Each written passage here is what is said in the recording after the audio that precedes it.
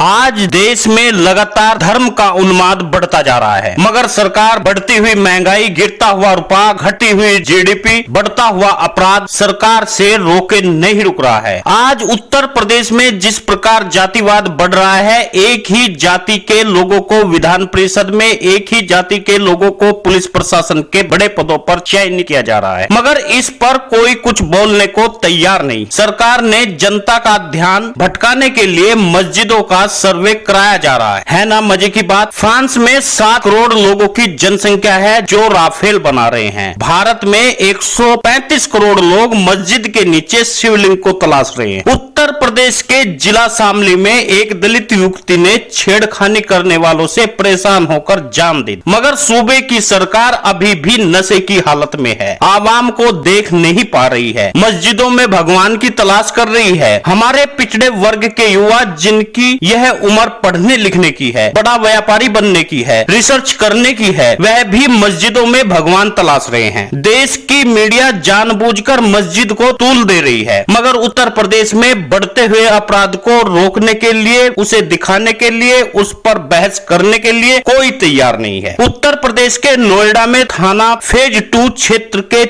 में बंगेल की में देर रात को बाइक सवार दबंगों ने एक युवक को पीट पीट कर हत्या कर दी। सिर पर पत्थर लगने से युवक की हत्या हो गई। घायल का नाम गुल्लू त्यागी अस्पताल में भर्ती कराया गया, जहां उसकी मौत हो गई। मगर हमारी गूंगी बहरी सरकार को कोई फर्क नहीं पड़ता हुआ दिखाई देता है। यही नहीं, मथुरा में एक युवती को शादी के मंडप में गोली मार दी गई। उसका पिता इंसाफ की भीख मांग रहा है, दर दर भटक रहा है, थानेदार उसे धमका रहा है, मगर सूबे के मुखिया को चिंता सता रही है तो अपनी स्वजातीय बंधुओं को कैसे ऊंचे पदों पर लगाया जाए, किस प्रकार 17 जाति के लोगों को सत्ता से दूर किया जाए। आज एक बार फिर वक्त आ गया है, मुर्दे बनकर मत जियो, जीना है तो जिंदा दिली से जियो, वरना आने वाली नस्लें आपसे आपका इतिहास पूछेगी, तब में पूछेगी और आप उस समय कुछ नहीं कर पाएगी कि आपने कभी अपना विधायक क्यों नहीं बनाया, आपने सांसद क्यों नहीं बनाया, आपने मुख्यमंत्री क्यों नहीं बनाया। जिन लोगों के चक्कर में पड़कर आज आप जयकारा लगा रहे हैं, मैं आपको दावे के साथ कहता हूं, उनके पूर्वजों ने धोखा दिया है। बिना सेना के राजा नहीं लड़ सका, सेना में दबे कुचले लोगों ही लड़ते थे, चाहे वह मौर्य हो, सैनी हो, कुशवाहा हो, प्रजापति हो, निषाद हो, बिंद हो, कश्यप हो, मल्ला हो, मछुआ हो। उसके बाद उन्हें गुलाम बनाकर रखा जाता था, जी हजूरी करने पर उन्हें मजबूर किया जाता था। आज भी तो आप यही कर रहे हैं। आपको केवल वोट देने का अधिकार है। आप हिंदुत्व की हवा में बहकर अपना वोट भारतीय जनता पार्टी को देते हैं। वह इस देश में क्षत्रिय, ब्राह्मण और ठाकुरों को बनाती है। बस इसके बाद आपके हाथ में एक भगवा झंडा, कंधे पर भगवा गमछा और माथे पर गुलामी का एक टीका लगाकर सरकार अपना माहौल बनाने के लिए आपको छोड़ देती है। आज आप देख रहे होंगे उत्तर प्रदेश के मुख्यमंत्री कौन? ठाकुर। डीजीपी कौन? ठाकुर। डीआईजी कौन? ठाकुर। कप्तान कौन? ठाकुर। थाने का दरोगा कौन? ठाकुर। डीएम कौन? ठाकुर। एसडीएम कौन? ठाकुर। तहसीलदार कौन? ठाकुर। विधानसभा में कौन बैठा है? ठाकुर। विधान परिषद में कौन है? ठाकुर। ज्यादा मंत्री कौन है? ठाकुर। ऐसा लगता है उत्तर प्रदेश ब्राह्मण या ठाकुर का ही साम्राज्य स्थापित हो गया हो। पिछड़े वर्ग के युवा बेरोजगार घूम रहे हैं, पिछड़े वर्ग के युवा कावड़ यात्रा पर गए हैं, पिछड़े वर्ग के युवा कुतुब मीनार पर हनुमान चालीसा पढ़ रहे हैं, पिछड़े वर्ग के युवा अंधभक्ति में ज्ञान बांट रहे हैं, पिछड़े वर्ग के युवा अंधभक्ति में लीन हैं। दोस्तों, आखिर हक हिस्सा पाने के लिए हमारे चैनल के सदस्य बने, और सदस्य बनने के लिए लाल रंग का एक बटन है, उसे टच करके काला करें, और हमारे सदस्य बनने के बाद में आप अपनी गाड़ी पर, अपनी नेम प्लेट पर डीपीएन लाइव न्यूज सदस्य लिख सकते हैं। वीडियो को ज्यादा से ज्यादा शेयर करिए और लाइक करिए, ज्यादा से ज्यादा लोगों को सदस्य बनाइए।